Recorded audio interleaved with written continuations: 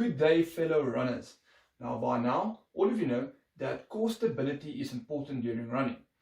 In this video, I want to explain a little bit more on core stability, but more importantly, I want to show you a way that you can test your own core stability. And then also have a few exercises you can try out to improve your core stability.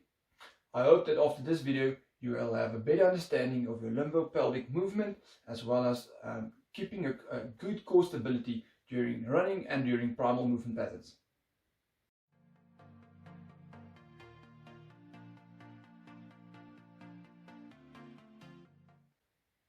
Have you ever heard of the saying, you can't fire a cannon off a canoe? Well, what it means is that if you can't control the direction of power, you end up wasting it. And the same applies during your running. And that is why it's so important to incorporate core stability exercises in your strength and conditioning program. First of all, your core stability muscles and your six-pack muscles are not the same thing. Your six-pack muscle is called rectus abdominis, and it is a global mobilizer muscle, which means it contracts to flex your trunk. It gives you movement. Your core stability muscles lie much deeper than that, and they are responsible for any type of movement of your pelvis relative to your spine. Now, since your pelvis controls the direction in which you project force, it has to be stable and strong for your body to move forward faster during running. Many runners do strengthening exercises for major muscle groups, and they forget about the small little muscle groups that does stability. By that, they increase the size of their cannons, but they keep on firing off the same canoe and don't gain any benefit from it. Usually, we have very little movement in our pelvis, except for Michael Jackson, of course. But it's not about the amount of movement, it's about the control of the movement. This is called your limbo-pelvic dissociation. The control of your pelvis is done primarily by three muscles called transverse abdominis, deep lumbar multifidi, and psoas major. But instead of boring with the theory, I'm going to show you a practical core grading that you can use to test your own limbo-pelvic control. Now, to do this grading, you will need a manual blood pressure cuff. Start by lying on your back with your knees bent in a nice, comfortable, relaxed position.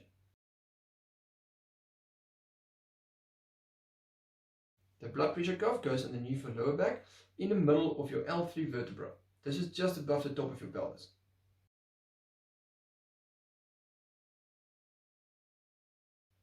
Now you will see there's a natural gap between your lower back and the ground. The hard part is to activate your core, which is something you should be able to do before we start the test. You do this by doing a posterior tilt with your pelvis, and in other words, you just close the gap so your back is flat against the floor. The contraction should only be 50%, so not as hard as you can. Along with the tilt, I want you to do the same contraction you do when you need to go to the loo. Holding this combined contractions will result in an activated core. You will be able to feel the muscles tighten just to the inside of the front of this pelvis bone. Now that your core is activated, we can start the test. Check the blood pressure cuff. It should be deflated and on 0. Activate your core like I explained now and start to inflate the blood pressure cuff to 40 mm mercury. You will notice that any movement of your pelvis causes this gauge to change.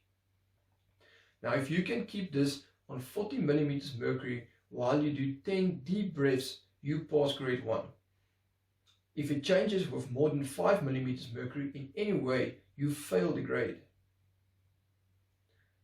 If you pass grade 1, then you can go to grade 2. We start with movement now. Slide your one leg on the ground. If you can do this with less than 5 mm mercury change in the gauge, then you pass grade 2.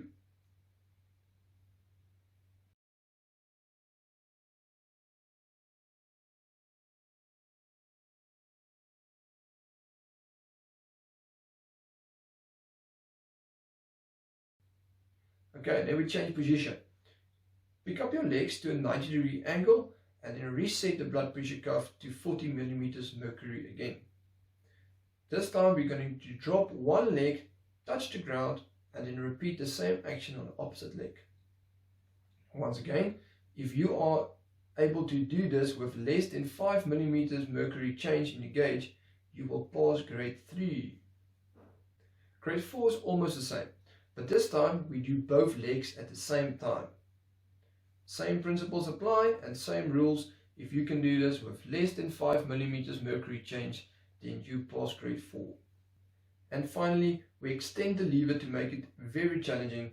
If you can complete this movement with less than 5 millimeters mercury change in the gauge, you have a very good limbo pelvis control and a good foundation to work off. To make this test a little bit more realistic, you can do this test after you went for a run. This will give you a nice idea of the amount of pelvis control you have closer to the end of a race. And now that you have a grading, you can work to improve that grading by doing core stability exercises. How, you might ask? I'm going to give you a few core stability exercises that you can do during your next strength and conditioning session. A relatively cheap piece of equipment I recommend you get is a Swiss ball. It looks like this. This can be used as a source of instability to improve the quality of your exercises. Join me for a few core stability exercises. The first exercise is called an all fours. Make sure your core is activated just like I explained in the test before.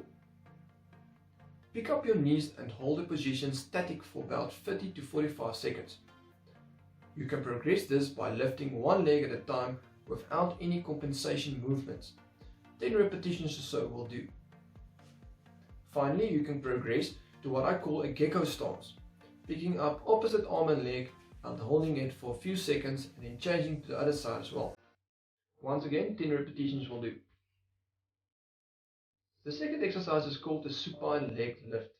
You start with your back on the Swiss ball, and once your core is activated, you can pick up one leg without doing any compensation movements. You can start with around 6 to 8 repetitions on each side and progress from there on. The progression from this is called an upper body rotation, and about 10 repetitions on the side will do. And finally, you can add some weight to make it even more challenging.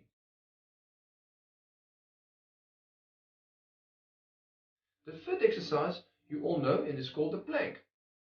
You can hold it static for about 45 to 60 seconds and then progress by lifting one leg at a time for a few seconds. About 12 to 15 repetitions will do. And finally, you can try doing 10 repetitions of a needle. You can even add a weight to this by holding a dumbbell. The next one is called a prone jackknife. Try to keep your hips above or in line with your shoulders. The only movement that is allowed is in your lower body. You can try 12 to 15 repetitions before moving to a rotational one that looks exactly the same with the same principles, just to the side. Then of course you can try doing it with one leg. About 8 to 10 repetitions on the side will do. Finally, we have posture training. The first one is seated on a Swiss ball, and you can shift your weight on the ball and try to lift one leg up. 10 repetitions a side will do. Remember, you are not allowed to lean in any direction.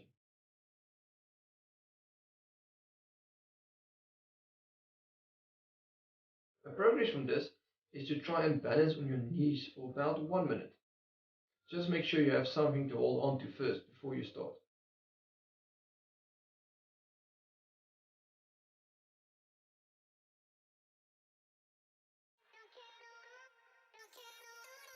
Now for the daredevils, you can try to change your position like this.